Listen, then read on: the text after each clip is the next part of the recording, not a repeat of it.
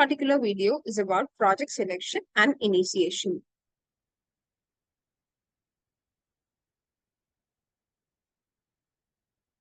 Project selection and initiation are the foundational stages in project management. They determine which project will be pursued and officially authorize a project to begin. Organizations often have multiple project opportunities but limited resources, making project selection a critical strategic decision. Once a project is selected, it moves into the initiation phase, where key elements such as goals, stakeholders, and a project charter are defined. Effective project selection ensures that an organization's resources are invested in projects that align with its strategic goals, while proper initiation ensures that the project starts on the right footing. Project selection is the process of evaluating project proposals and choosing the one that best aligns with the organizational objectives and provides the most value. Organizations often use formal project selection methods to assess projects based on criteria such as return on investment, alignment with business goals, risk, and resource availability. Project selection ensures that resources are allocated efficiently. It aligns the projects with organization strategy and goals. It helps in prioritizing projects that offer the most value or potential impact. It reduces the risk of project failure by choosing projects with manageable risks. There are various methods and techniques used to select projects, which can be classified into financial and non-financial methods.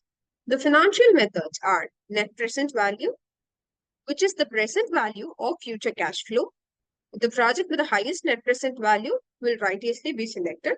The second is the internal rate of return, which is the discount rate at which the net present value becomes zero.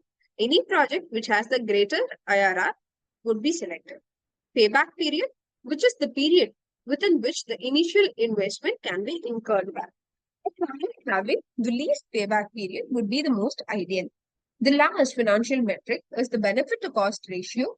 Again, a project with a greater benefit to cost ratio or a BCR of above 1 would rightly be selected.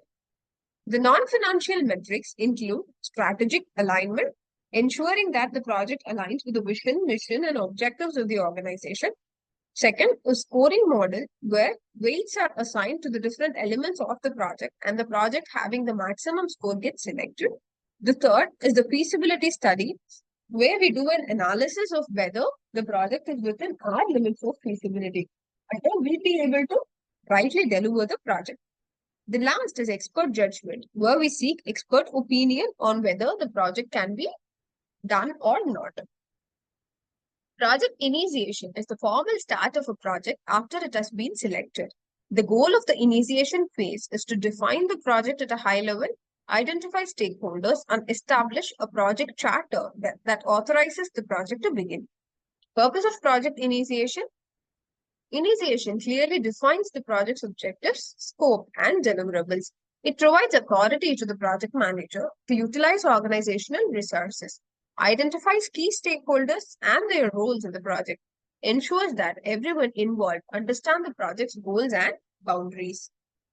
The key concepts in project initiation are developing a project charter, which is a formal document that outlines the project's objectives, scope, deliverables, high-level schedule, budget, and key stakeholders. The key elements of a project charter are project purpose or justification, project objectives, scope statement, key deliverables, milestones and timeline, budget overview, stakeholders and roles, success criteria, etc. The key concepts of project initiation include identifying initial stakeholders, defining initial scope, preliminary resource allocation, etc. Considering a company that decides between two potential projects, one is developing a mobile app, two, launching a new product line. So, comparing between NPV and IRR, the company shall calculate the financial returns of both the projects. The mobile app would definitely have a greater IRR, but the new product line aligns better with the company's long-term strategic goal. So here, the company then uses a scoring model by assigning weights to profitability, strategic alignment, and risk. Here, the new product line scores a higher overall, and then it can be selected. A project charter See, considering examples for project initiation, it can be like a project charter is created for a new product line which was selected, and we may outline the objectives as launched by the second quarter next year with a projected sales of 2 million USD in the first year.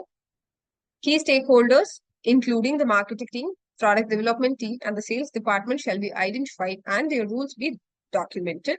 The project manager shall be given the authority to proceed with a high-level scope defined to include initial market research, product development, and marketing campaigns. Project selection is a crucial strategic decision-making process, ensuring the most value. After a project is selected, project initiation lays the groundwork for its execution by defining objectives, identifying stakeholders, and establishing formal authority for the project to begin. Both selection and initiation set the stage for a project success and provide a clear path forward for project managers and teams. I hope this video was helpful to you in understanding about stakeholder identification, project selection, and initiation. Thanks for watching.